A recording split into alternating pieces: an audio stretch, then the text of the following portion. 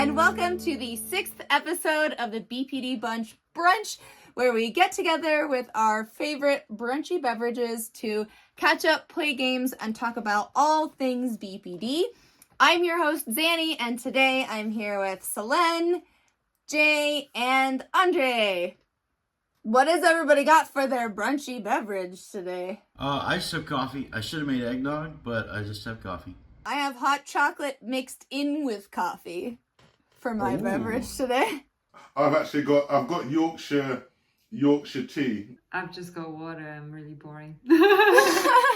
That's okay. Gotta hydrate, Stay hydrated. Yeah. And in our main episode this week, we took a little deviation from the symptoms to talk about dealing with the holidays. For our brunch episode, we are going to play a sort of a Wheel of Fortune / telling stories about various holiday things, both BPD related and not. All right, so we're gonna spin the wheel. Ooh, feels like we need a drum roll or something. Ooh, we are...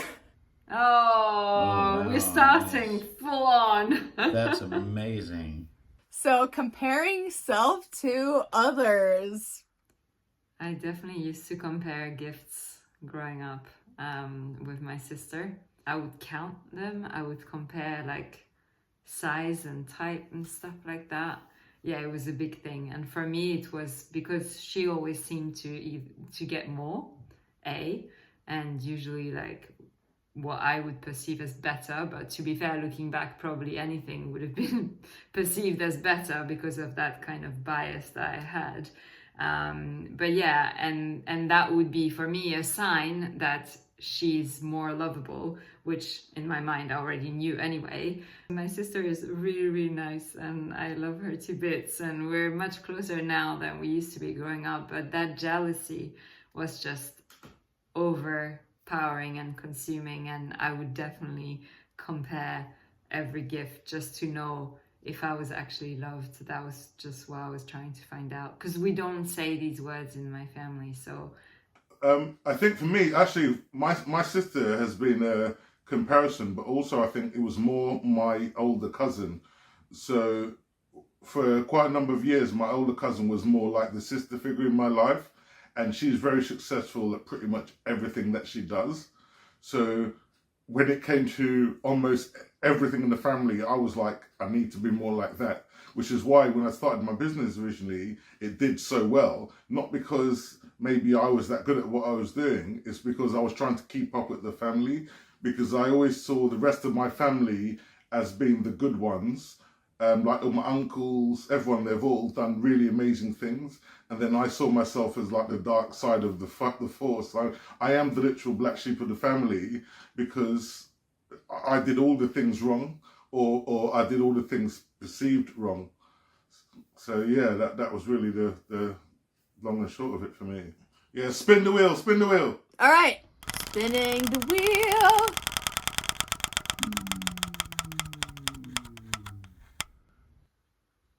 oh Overcame something that was hard before.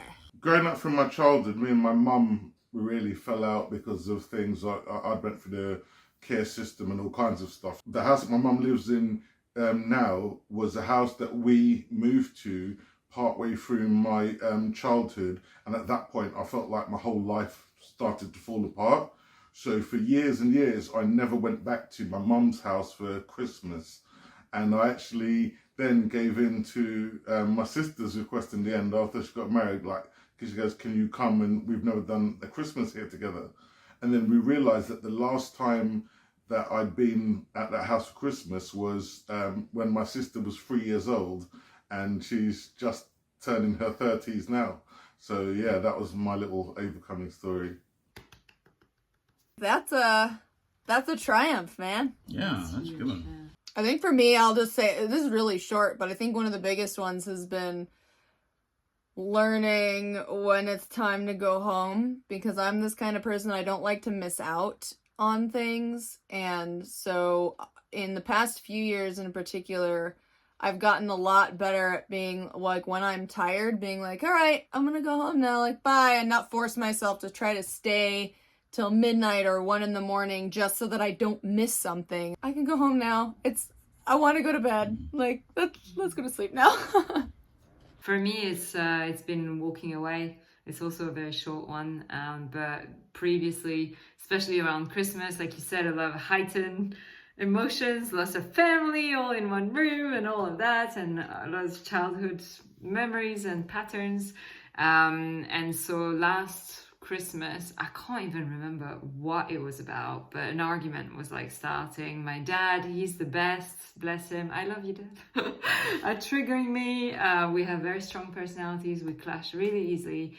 And so I don't know, he was winding me up about something, and I looked at him and said, I don't think I want to do this right now. And I just walked away, went to my room, and then showed up half an hour later and everything's fine. So I was like, high five to self. Yay!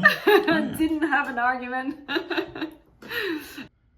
Yeah, it's same thing for me. If somebody gets crossways and I get overwhelmed and I start to get angry or start to lash out, I'm just like, I'm going to remove myself from the situation now. And I'll go outside, or I'll go to my office or something, or I'll just go do something else for an hour or so, and come back and be like, I'm not angry at anybody. I just had to leave. And having to, like, feeling like I was trapped and having to stay in the situation and just let it build and build and build was a big thing. Nobody wants to, you don't want to be the guy that storms out and, stuff, but it's just, yeah, if you have to, if the easiest math is subtraction, do it.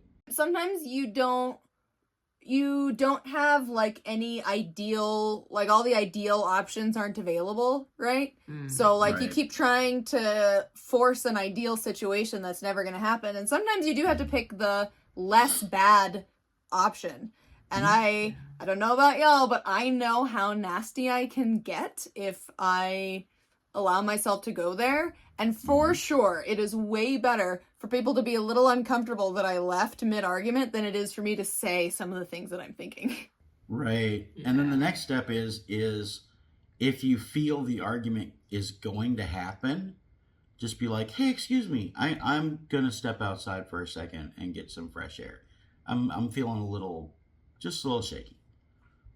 And everybody's like, oh, I'm fine with that. Being able to actually voice that rather than, because I used to storm out. The really nuance is like now being able to actually say, oh, I just need to step out for a moment and then come back. Like actually state that. I think that is so skillful.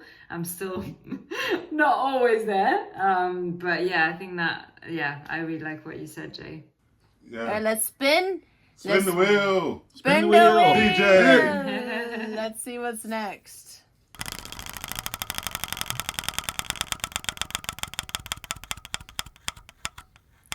Ooh. Oh wow, we're going deep now. Hashtag guilty. Wow. Setting unattainable expectations. Story of my life. Same. It's not just Christmas, by the way. Oh yeah, no, it's all the time. Holidays. No, yeah. This is all the time. This is all the time. Yeah. That feeling of not feeling that you're good enough, so you push yourself so to be even better than everyone else. But of course, these people have probably honed their skills for quite a long time, and then you're trying to come in and shoot up this steep curve. And I think that's been a lot of my life. Sometimes it has worked by setting an unattainable goal, because I've been so paranoid about looking like a failure that some way it's worked out for me, but other times it's crashed spectacularly, and then the shame comes with it, and then disappearing for about 6 months.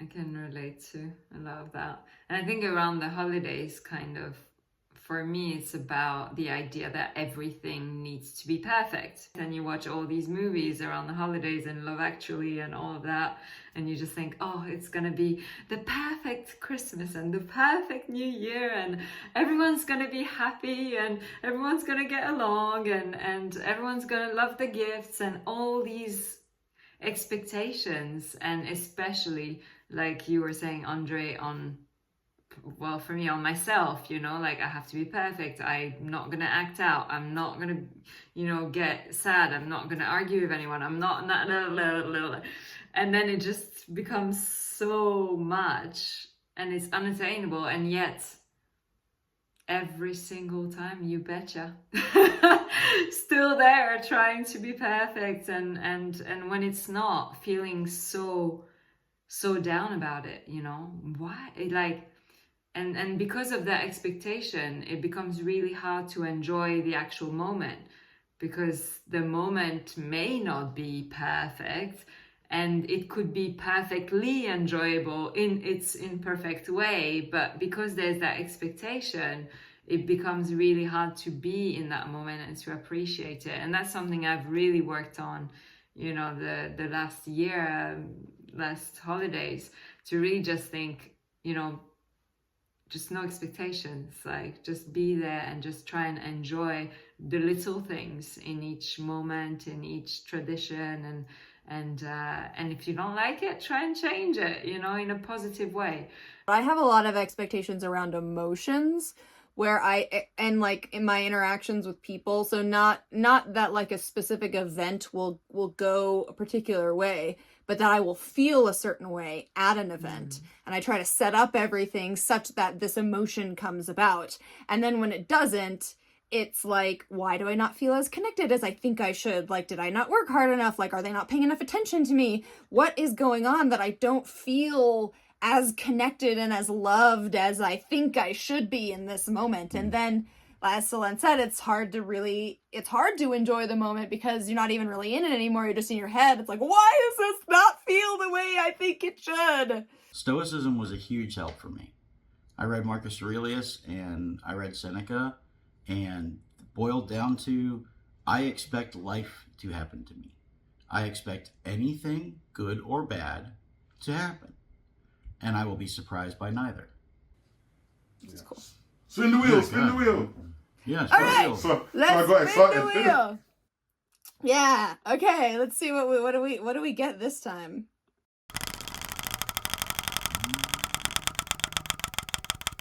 I think Solène has to be up for this one. Oh, God.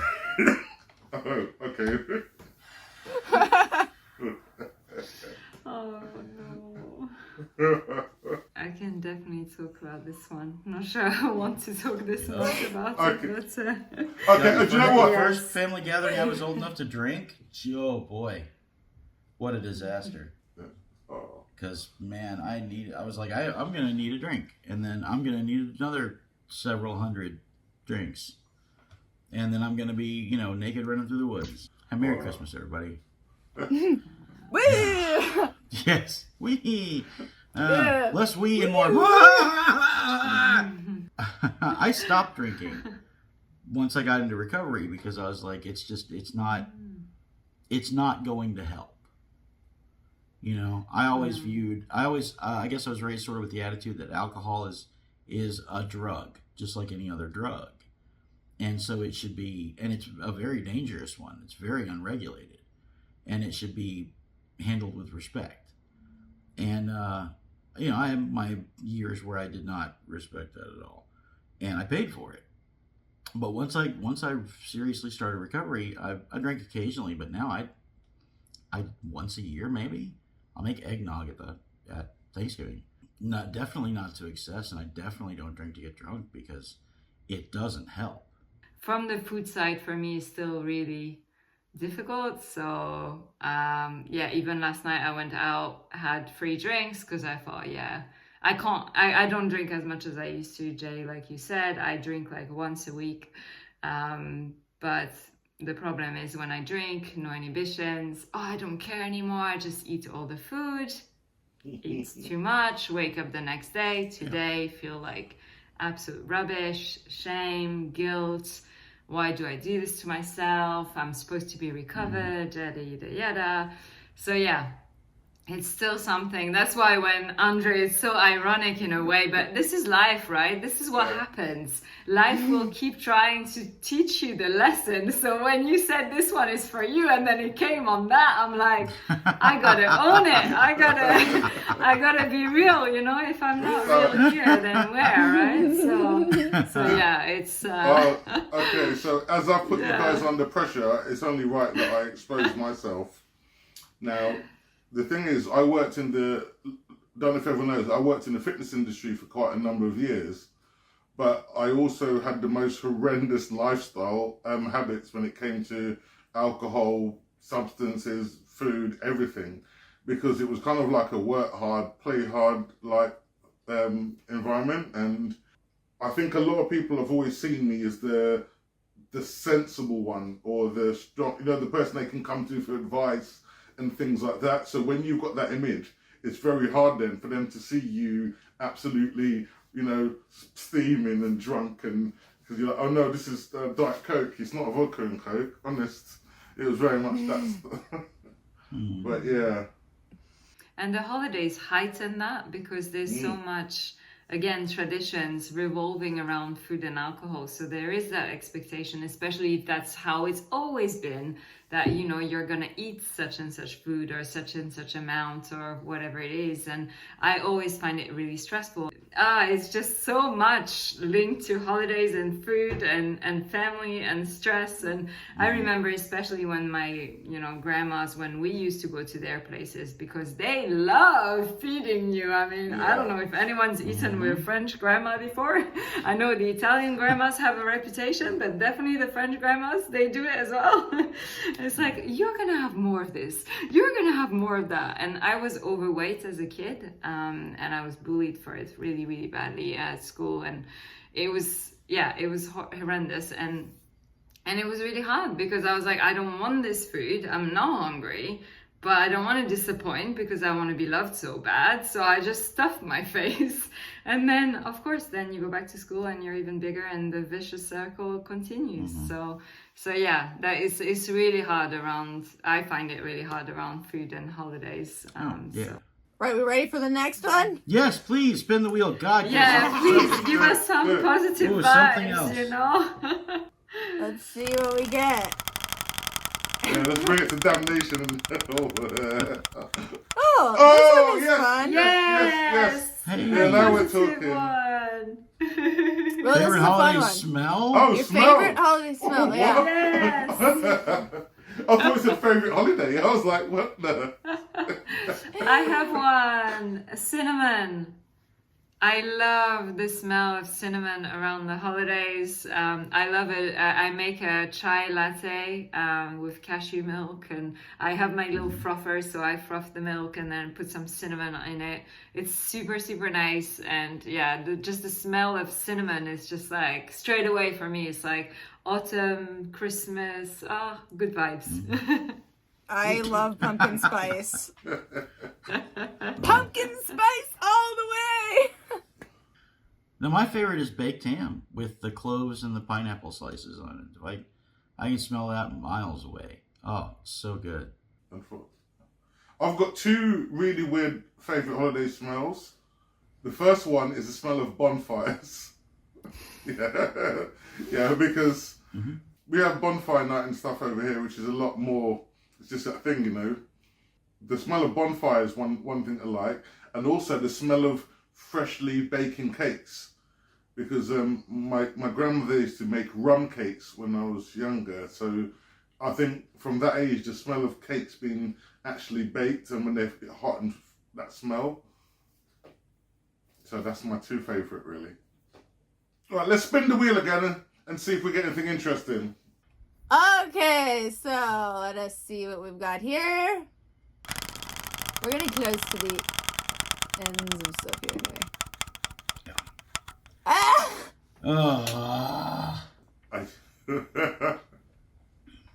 Yeah, boy.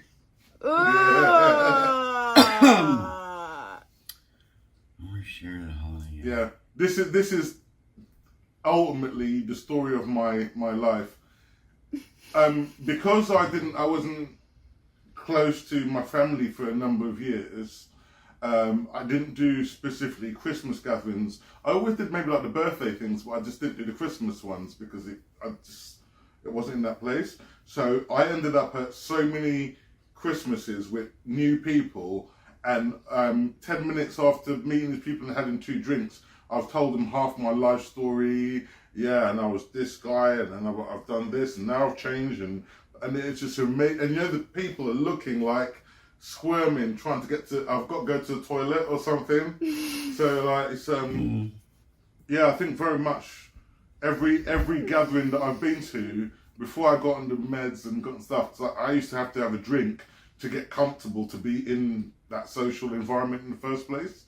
So by the time I'd met people, I was already a little bit wavy and drunk, and it was just story of my life. Just oversharing the first 2 minutes. Yeah.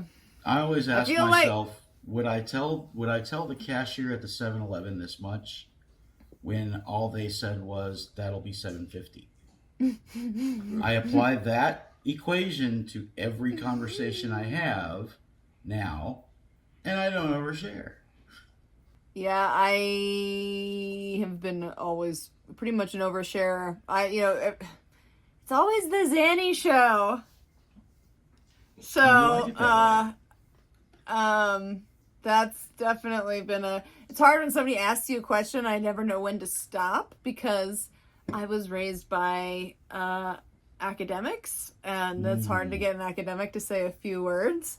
So, like, it's always, I'm going to answer this in its entirety, which is like a 3-hour speech about something.